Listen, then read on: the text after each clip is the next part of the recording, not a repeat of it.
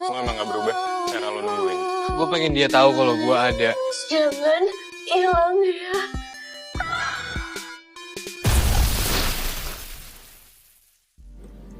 Malam itu di perjalanan pulang, Akila kembali mengenakan hoodie milik Fatah. Akila memang ya masih lebih banyak diam, namun bisa mengikuti arah pembicaraan Fatah di telepon dengan Om Jordan tentang adanya rencana besok Fatah akan membawa Akila ke rumah lain yang saat ini ditempatin Jordan.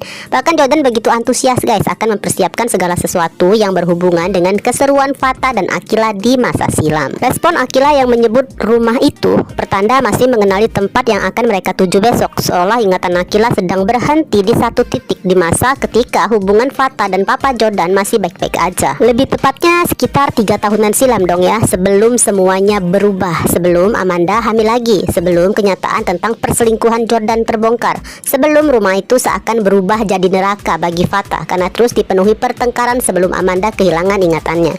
Di masa itu semuanya masih terasa utuh, hangat, dan bagi Akila, keluarganya Fatah dengan semua rumah-rumah mereka masih menjadi tempatnya untuk pulang.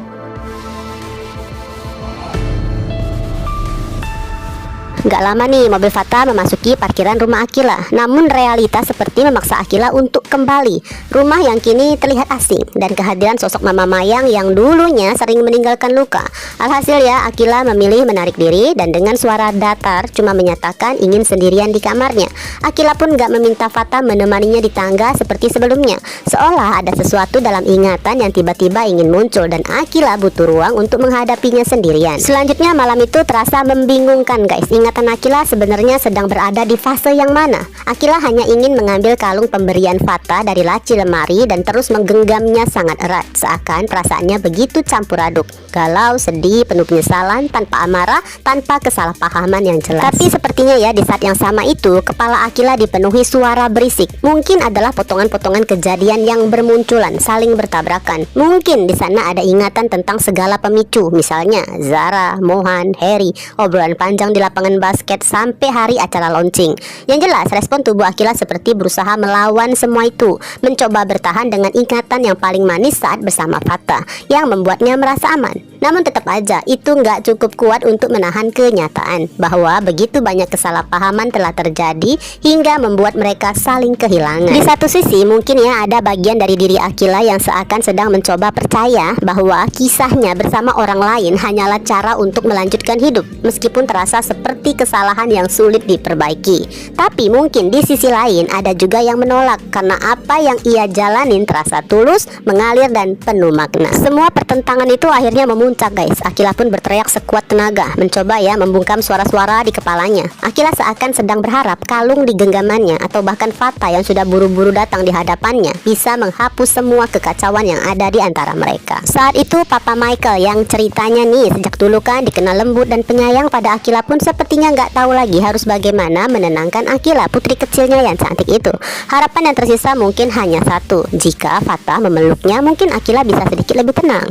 Emang sih terasa akan agak canggung, apalagi jika dilakukan di hadapan Papa Michael. Tapi ini sudah bukan soal pantas atau enggak guys, ini situasi darurat dan justru dari situ Michael makin menyadari betapa Akila begitu bergantung pada Fatah. Bisa jadi guys di momen itu Michael mulai berpikir ulang termasuk tentang Harry, karena pada akhirnya yang paling dibutuhkan oleh Akila memang hanya Fatah. Mungkin Michael akan lebih merestui jika nantinya Fatah dan Akila memutuskan balikan. Ya meski itu berarti Michael harus menghadapi rasa nggak enak guys, bahkan rasa bersalah lah pada Harry yang selama ini sudah banyak membantu keluarga mereka. Tapi bukankah sesuatu yang dipaksakan justru akan menyakiti semua pihak? Itu pun gak akan adil lah bagi Harry jika hubungan itu terus dijalani tanpa hati yang benar-benar utuh. Karena bagaimanapun khawatirnya ya setiap Akila merasa rapuh seperti ini, orang yang ia butuhkan lagi-lagi hanya Fatah. Pastinya kan hati Fatah benar-benar hancur melihat kondisi Akila saat itu. Bukan hanya karena kalung pemberiannya yang terus digenggam oleh Akila begitu erat seolah jadi bukti kalau kenangan dan perasaan mereka masih hidup, tapi juga karena ratapan Akila yang begitu menyayat saat berkata, "Fatah, jangan hilang."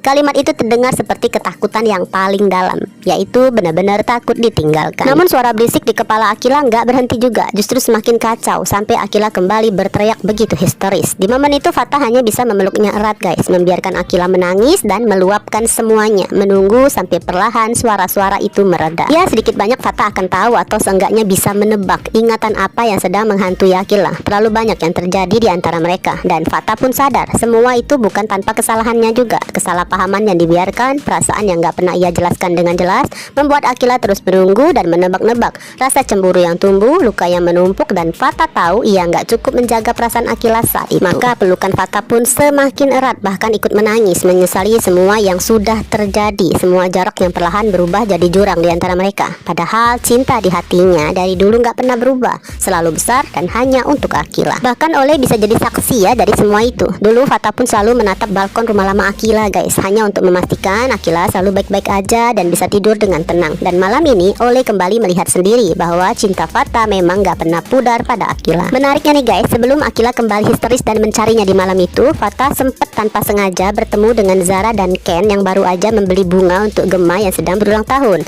Tapi di momen itu seakan gak ada sedikit pun getaran di hati Fatah untuk Zara. Semuanya terasa hambar, seolah perasaan itu benar-benar sudah hilang tanpa sisa. Mungkin karena emang sekarang ini kan fokus hati dan pikiran Fatah udah sepenuhnya kembali ke Akila. Di satu sisi ini membuat karakter Fatah terasa sedikit kejam, mengingat dulu Fatah yang paling menggebu mengejar Zara. Seakan-akan perasaan Fatah kan begitu besar dulunya, tapi sekarang semuanya seperti nggak berarti. Seolah hubungan beberapa bulan di antara mereka dibangun dengan kepura-puraan aja, seperti halnya yang sedang terjadi antara Dava dan Hana yang baru aja sepakat hanya pura-pura dekat. Nantinya nih mereka pun berencana akan pura-pura jadian di hadapan semua teman-teman dengan tujuan agar Dava bisa melupakan Vania dan agar hubungannya dengan Diva kembarannya nggak harus terus canggung. Maka Hana dan Dava siap nih guys tanpa benar-benar melibatkan perasaan. Jadi nanti saat semuanya selesai nggak ada yang perlu terluka. Jadi pertanyaannya, apa bedanya hubungan Dava dan Hana dengan yang dirasakan Fatah ke Zara sekarang? Kalau perasaan itu bisa hilang begitu cepat, bahkan dalam hitungan jam, bukankah itu tanda bahwa sejak awal memang perasaan itu nggak pernah benar-benar dalam? Kemudian nih Fatah memperkenalkan Oleh pada Ken. Keduanya berjabatan tangan. Dalam hati Oleh saat itu langsung mengenali nama Sterling, salah satu target dalam pelacakannya terkait Mohan. Tapi anehnya, kenapa Fatah enggak memperkenalkan Oleh pada Zara? Apakah karena Zara emang udah nggak sepenting itu?